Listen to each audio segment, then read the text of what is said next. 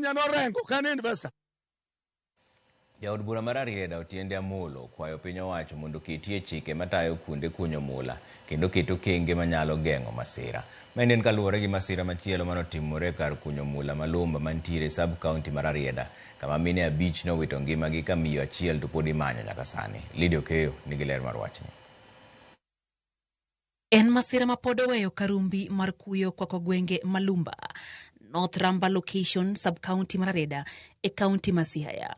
Masira mano kelo tho mar mine 5 kapod imanyo 100 manyaka sani pok ong'e kama nitiere. Seche manye gidhi mbele gi weche mag manyo lowo e bur mula no to koro uol mag bur no nyolwar kumgi moimo gi kuro. But nitiere mama chiel mapod is not quite accounted for. They've tried looking, they can't find her body there, and her phone is inaccessible, so it's still a state of limbo. Tarik 2 dwe mar 7 higa mokadho, ji 7 nowito ngimagi e kar kunyo mula nogono Malumba ka higa 2022 ne okum kunyo mula e kaunti ma Siaya.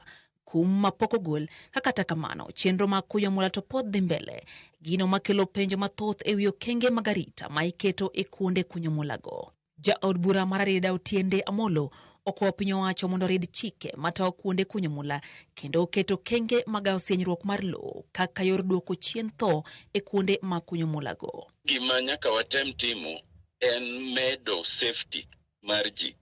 Medo safety mar kuonde mokuny iyudo ka kisiro ma lowo ok nyal duoge piny, to joma kunyo bende watemo wuoyogo mondo obet ka gitang'. Otiende lero ni bugono mane masiro timore onge kod lesen kendo nosegoye marufuku kanyakla gi kuonde mamoko. To kata kamano, pek mar piny miyo oganda pod donjo kuondego mar manyo ng'eng'e mag mula. Mine gine timo gimiluongo na ayara. Ayara tiende ni gin kuonde manosekunye bur chon ema koro gidhi to gikawo lono to giyaro ka gigeno ni poka giyude mula. Ma lowo mano neko ne en lowo ma wuongo nosego marufuku ni kik ji dhiye. Gordon Onduru to ywago mibadhi ma itimo gi moko kuom apisa marango arita mar kuonde kunyo mula, kowacho ni githiro arita makono. The mining officers ema kelo gik matimre gi bedo kod shida mang'eny e piny Luo ka nikech ok gibi gi safety.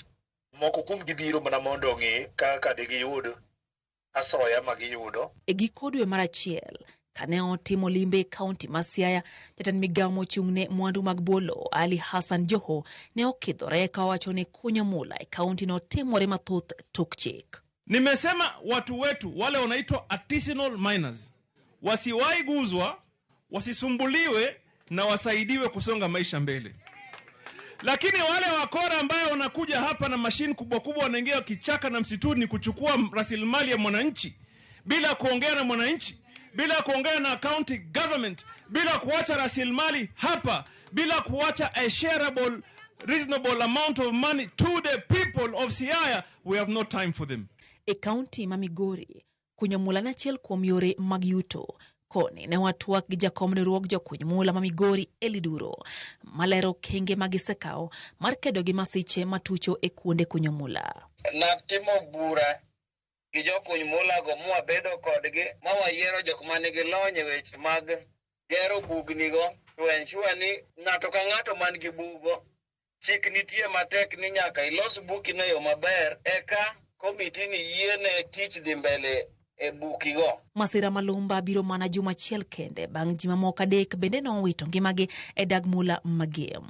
Tho makamagi osenene kinde mokadho. Kuom ranyisi, tarik 18 dwe mar 4, 2024, ji 2 nowito ngimagi e gweng' ma Obwanda, Gemwagai, kaunti ma Siaya, ka ji 6 ne owe kod hinyruok. Tarik 10 dwe mar 7, 2024, ji 5 nowito ngimagi, ka moko bende noyudo hinyruok bang' kar kunyo mula sienyore e gweng' Makanga, Rongo sub county e kaunti ma Migori.